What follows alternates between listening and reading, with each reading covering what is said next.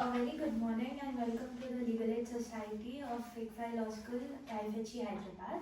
I'm Sai Sahasra and I'm CEERA-NLSIU. Hello both of you. Today we are here to discuss the health and hygiene of women, especially menstrual health, to spread awareness, mostly legal awareness, to those who are not aware of it. And so we have Dr. Kiranmay Janaswamy here with us. From Institute of Public Enterprise, Hyderabad. She holds a PhD in corporate governance and a master's degree in philosophy in management. She is the editor of the Indian Journal of Corporate Governance published by Sage Private Limited, and she currently heads the Center of Corporate Governance in CSR at IP. Welcome, ma'am. Thank you so much for having me with you for this wonderful topic. It's an honor to get more knowledge from you, ma'am. Let's hope there's a mutual learning for all of us. Yeah. Okay, here we start with the first question. Ma'am, how do you address the topic of health and hygiene of women, and can you please elaborate the importance? Yeah, women's health is so much important in the present times because if women is not keeping good health or hygiene, there's a problem not only in the family but the society is also getting impacted. So primarily it's always needed that women has to take care of our health, hygiene to keep the society and environment very healthy. So ma'am, how can we eradicate period stigmas and how can we lend more emotional support to young girls and women? Yeah, this is a very good question. When we see the generations coming up, especially the younger children who are in class 6, 7 or 8, when they start going to the school and they're not really getting educated on this aspect of menstrual hygiene, or maybe talking more about the aspects that they got to understand. So what we are supposed to do is we wanted to educate children from their childhood that it's not anything like a disease or something which is to be kept away from the family. You got to start to educate the child from the childhood, saying that they have to be open to speak about it. And once this starts coming up from their childhood, I think this gets nurtured into the society and we can find certain changes over a period of time, because now we don't see anyone talking about it, not too much of awareness is being provided to the children. Still we are struggling on these important aspects to create awareness in the society. I think we need lots of change that has to come. And also there are some NGOs and educational institutes which distributes the pads for women which are who cannot afford them. Then is it helpful anyway? Yes, actually the whole aspect of menstrual hygiene and the awareness of at least talking about it or using a sanitary pad has come only after 1990s. Okay, so very later they have identified that there should be some awareness. So initially when this concept of sanitary pads was started by Carefree, which was the first to launch its product in India, before that people were using cloth napkins which were very unhygienic things that were being consumed by women and children. So when this has started, they tried creating lot of awareness, and even now lots of NGOs do a free distribution of sanitary pads to villagers by creating awareness. But still I think because we are a very vast country, we cannot justify with what we are doing. So we need more intense kind of activities which can penetrate to the grassroots so that people can get benefited. I think still lot much has to be done on that. Yes. But still something is being done. Yes. So, but that's very minimal. Yeah. Okay, moving on to the next question. There are a few countries like Spain which offer paid leave for women every month. Do you think this should be adapted, and is it feasible in our country?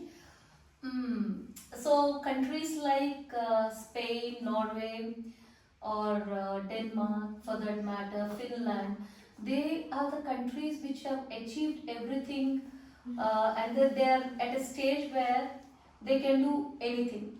Okay, because they're securing their people, because they have limited population. And when you see these countries especially, they have everything for their people. Like when the child is born, since the child is born, from that day onwards till the child grows up, makes career, educate, healthcare, everything is taken care by the countries. So if they have introduced something like a paid holiday, that is feasible in their social scenarios. But a country like India, I find it very challenging, because at one point of time we are talking about women equality, gender equality. We are talking, we say that women has to be given equal right, and when we bring these aspects of menstrual leave or something, then you are making women much more weaker, because you're not giving equal importance with that of men, because this would be only a facility that can give women a leeway. So it should be made optional as such, or I don't think there should be any kind of a strict legal framework that will come in India. I don't think so. But some people who really suffer from any kind of a problem during menstrual time, like some people have got severe cramps, some are having overbleeding. So at that particular point of time, they can avail certain leaves. But in India, very few states has got this menstrual leave, like Karnataka and Kerala. But very few limited women avail it, because again the social stigma in the workspace matters, because people observe that you are on a menstrual leave, because people are not highly educated to understand the process in the country. Yeah. Ma'am, now a more unaddressed question, but something that has to be addressed, is that most of the women take irregular periods as something common. Okay. But they may be caused due to an underlying condition like PCOS, polycystic ovary syndrome, or hormonal changes due to lifestyle change, which results in PCOD, which is polycystic ovarian disease. So they may cause adverse effects to the health of the women. So my question here is, which symptoms our young women are supposed to look for, which may cause permanent damage and which they can take lightly? Okay. See, when it comes to women's health, especially related to the menstrual aspects, this biologically there's a transformation that goes inside her on those 3 days, and this is a very natural process which is designed in women. But what actually happens is, when we are trying to understand this process, we have to be very conscious on the issues that are happening inside our body in a biological way.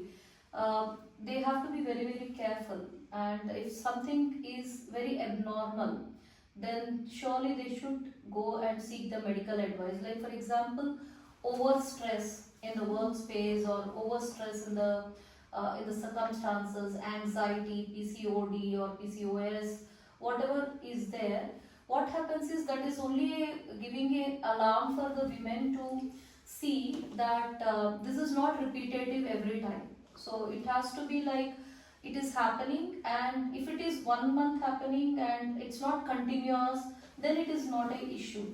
But if you see excess bleeding because of anxiety or a hardcore stress that is there in her, or maybe some kind of a hormonal changes are happening, then if it is repeatedly happening every month on month, then I think there is a need for the women to seek the medical advice, because we don't know internally the biological system is being troubled for various reasons. So I think medical advice is important at that time. So ma'am, how can they differentiate? Because generally, especially during menopause time, whenever they seek even medical assistance, they'll be like, this is a common change during menopause.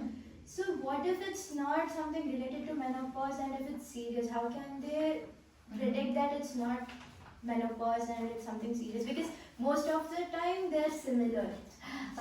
So usually what happens during menopause is,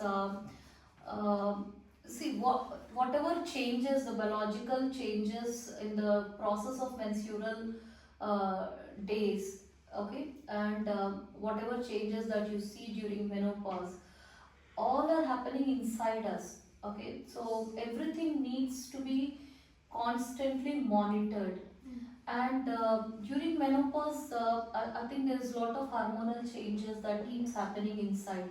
You have lots of mood swings, you have got anxiety disorders, you become restless, you have some issues like you are unable to balance, you start craving more, you have cramps. So there's so many things that keeps happening, and and every point of time, a medical advice is so much important, because we treat it only when it is at a minimum stage or at the entry level, that this month is okay, I'm treating myself. But if this keeps happening every month on month and you are unable to control your mind, your anxiety levels, I think we got to see the medical assistance for this. Also, these days it is common in teenagers and all this PCOD syndromes.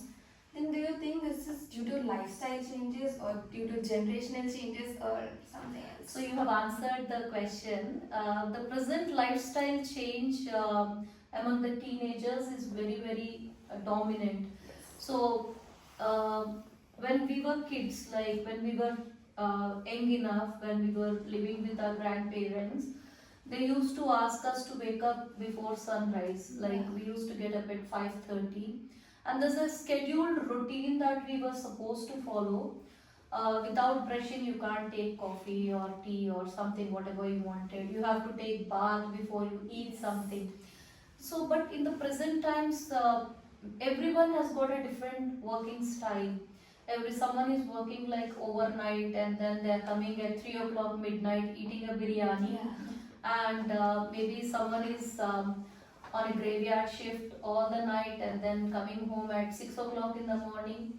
So these things actually have changed the biological structures inside us in the country where we are residing.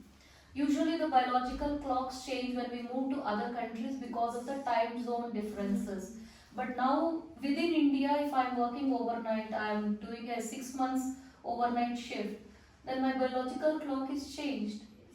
Okay, so these are all lifestyle changes, and people more so are accustomed to alcohol, smoking. There's no difference in gender nowadays because everyone is equated. Okay, so we don't talk about boys smoking anymore or going out to pubs. It's all equated everywhere. So these all have changed everything in everyone, and especially for women, what happens during the menstrual times, there are some changes biologically which happen inside, which needs a constant nurturing and care. Because of the work stress, because of your timings, because of your food habits, when you're not taking care of all those things, I think there is a change, and that is leading to lots of issues like whatever you said, the early menopause, or maybe excessive bleeding, or they have got this PCOD. Infertility is a big challenge nowadays. So people are having the challenges of infertility at a very high rate in the current times. Many people are suffering with this because of lifestyle changes, which they are realizing, but it is bit late for them to overcome, to rectify all those.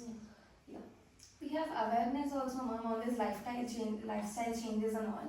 But do you think it will help the people in our country? See, whatever awareness we are trying to do, I think there should be an acceptance for it. Like I tell you some good things, if and until you accept it and understand the importance, there's no point for me to create awareness. So there are NGOs, there are institutions, there are laws, there are conferences, there everything happening. But what is the rate of acceptance that is happening, and how it is penetrated into the grassroots level where it actually has to be given to the child? That's not happening. And we have a social stigma in our society that we don't talk about menstrual hygiene with boys, colleagues, or maybe brothers, sisters, families. father, we don't talk.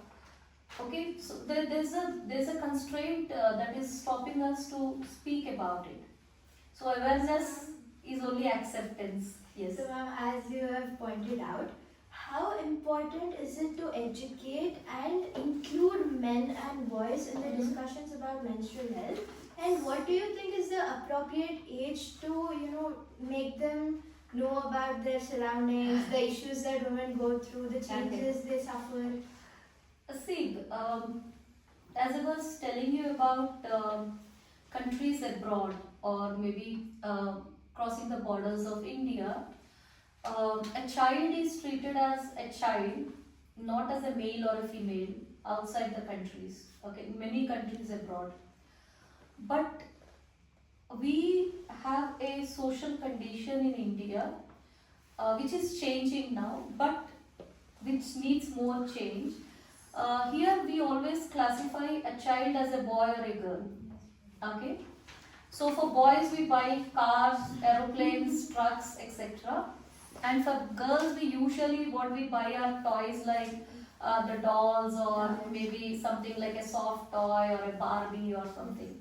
So the differentiation of a gender, okay, that starts from the childhood. I'm not a feminist, but this happens in all the families. So it's not because we wanted to do it, but it is culturally it is like that. So this is changing a bit. So when child starts growing up, we usually tell the girl as a mother that this will be the time that something may happen, so you should tell me. Yes. Okay, so we don't ask the girl to say to anyone else except to the mother or grandmother or any lady in the family. So that's how this is whole structuring is done. And more so, boys in the family are not being educated on menstrual aspects for various reasons in our society. Over a period of time, they start knowing it, but otherwise, there is a restriction. And societies are changing, but not as fast as other things are changing. So I think there's a need for us to educate the boy child in the family where we have a girl, that the girls can undergo this process and they should help their sister or maybe anyone who is there with them. So until and unless the change starts from our own family, I don't think the societies have got the high rate of acceptance of this. Ma'am, also in schools around grade 5 and grade 6, the teachers take all the girls from all the classes and they go to the AV room and they project about all the menstrual health and all. Like they tell that this is the good touch, this is bad touch, or you have to use these pads, use like this in the washroom. But they always exclude boys even from these demonstrations. So do you think that if they facilitate boys into these discussions in the school, would it make a difference? And they also restrict boys from doing it, so to come and involve in all these issues and all. That's So- what I said. We are living in a country where we are socially having what we say divisions, okay, of male and female. We talk about gender diversities and gender equalities, but still the society don't ever accept that male and female are equal. Yes. And especially in schools like 5 years, 6 years, young girls when they are there, teachers try to teach them good things, but they keep the boy away because they are trying to protect the child from the boy. Okay, so this stigma which is there, it is societal, and I think this awareness has to come, and the boy also has to be equally given importance to understand what he should do or what he should not do from that particular point of time at the younger age. So it is not happening, and I don't see it happening at least for some more time, because our society's acceptances of certain social stigmas that are still prevailing is very huge, because we are a huge country and we are vast spread, and especially metros, metropolitans, cosmopolitan cities, these are all overlooked because everyone knows everything and their the families have trained them, and there's a freeness of flow of information. But if you penetrate lower below to the urban, semi-urban and rural areas, you find it more Yeah. critical. And I don't think the acceptance, if a boy is taught about something, the whole community will come around, and then there'll be a big fight. So, Yeah. so still it is there. So I think this will take lots of time to get this transformed. Only educating people or educators can promote this as an important area. Otherwise, it's not easy to change things in a country like this. Absolutely. Yes. Next, how is menstrual health connected to human rights, ma'am? And equality, gender equality. As we were discussing in between this, we talk so much about gender equality, but all of us know in most of the cases there's nothing like gender equality. There's always a parity that is being maintained between men and women, and to some extent, I think this is a global cause where people talk about human rights. It's globally, if something injustice is happening, I think in global scenarios it's been talked about human rights issues. But in our country, still we are not taking it that serious about it. So our human rights problems are much more different from that of the menstrual issues that we talk about. We have lots of other challenges. Ma'am, do you think this will affect the women's ability to participate in the public life? Not really. As I told you, work-life balance, when we are talking, we say women is very dominant. The basic structure of women is that they can do a multitasking. Okay, so I don't think that's a problem. They can balance things accordingly. Yes. Ma'am, the next major issue is awareness about menstrual hygiene products. They have evolved a lot over the years. For example, as you have mentioned, initially they used to use cloths. After that, sanitary pads, now tampons or menstrual cups, there are period panties and many more. But women, especially those in the rural areas, are always mostly outdated. So, how do you think we can raise awareness about these new menstrual hygiene products, and would the use improve the health of women during menstrual time?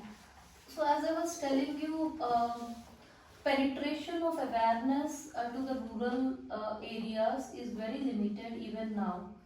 Okay, so if you go to the north, or maybe to states like Uttar Pradesh or Bihar, or maybe few states which are very conservative about social acts. Okay, so what happens is the information spread is very minimal. They are not aware of neither a sanitary pad in most places. If they are aware, they will know only a sanitary pad, which is maybe given by an NGO who is working with the rural communities. But otherwise, they are not aware of all these products which are coming up.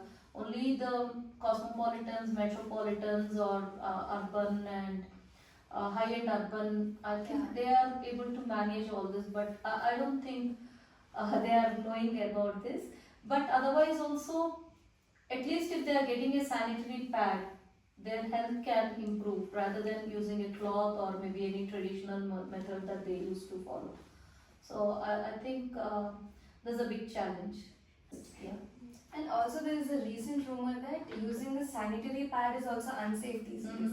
And most of the women are so much horrified with this rumor. How do you address this question?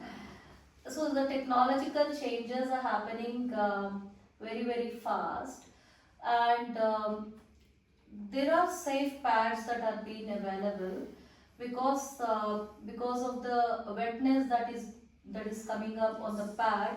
There could be some kind of an infection that can happen to women and causing concern about our health. So this was there since the beginning, but the safety of the pad is so much important. So maybe we have to just see how safe the pad is. because of the technology, new innovations have come, so people wanted to transform from one place to another product, one product to the other Yes. product. That also is another issue. So I don't think that would be a bigger challenge of having any health issue with the existing kind of a scenario, because availability of a sanitary pad, which is a very very normal kind of a thing, is also been a challenging for many a people in the country. Yes. So they can't see anything beyond it, because I don't want to use a cloth, so maybe I can shift to a pad, is what is the transformation all about. So whether the pad is good, whether pad is healthy, or whether it is more hygienic than the cloth, is what is a comparative parameter over there. So hopefully they'll be able to manage it for some time and then look for the substitute or a new product at a later stage. Ma'am, coming to this generation, it's a 100% surety that even though they don't watch newspaper news or read newspapers, they'll have a social media presence and they'll be watching movies. Yes. So do you think that spreading awareness through influencers or actors and actresses to break menstrual taboos would be an effective way? Yes, actually it is happening in most of the places. Lots of people come online to promote it. As I told you, this all happens at a stage where we are viewing it, like all the communities are viewing it. But in the rural population, now the penetration started after the IT revolution, and people started using smartphones, which is one of the biggest thing that has happened in a fastest way in the information technology and ICT technology. So people are seeing it, people are understanding, the awareness is happening, but still there are challenges on getting it onto them, because still we have the penetrating problem into the grassroots rural population in our country, very remote population, so they don't get to understand or maybe look at the new products, so that's really really challenging for them. Yes. Though it is shown in the TV or in any social media, most of the women feel awkward to see all these questions. So, is there any necessity to feel like that, or should we give No, any it need suggestions? not have any necessity to feel awkward, because biologically that is a structure Yes. that a woman has got, and whatever is there inside you, you have to always respect and love it. Yes. So there is nothing like feeling ashamed or maybe hiding it or not talking about it. So it doesn't really work that way. We should be open to talk about it. We should start talking about it. Now lots of advertisements are coming wherein they say, if you are having period, the girl in the class has got any discomfort, she should be able to speak out that. So that kind of a training children are getting in the current times, and I don't think there should be any issue on that. These are only what do we say, perceptive Yes. kind of a statements, but otherwise no women feels about it. And also, as per your experience in these many years, have you seen any people feeling like this, and how did you tackle that situation, ma'am? Not many people think about it this way, because when you are educated, you have a strong forte to understand all these things with your abilities to converse. But especially when we do some activities in the rural areas, especially in the government schools for the young children, they feel very shy to talk about it because of unawareness. So we try to nurture them, we try to tell them, we do some analysis and show them some pictures, some videos, or maybe we do some kind of a act for them to understand what it is and how they should keep themselves safe.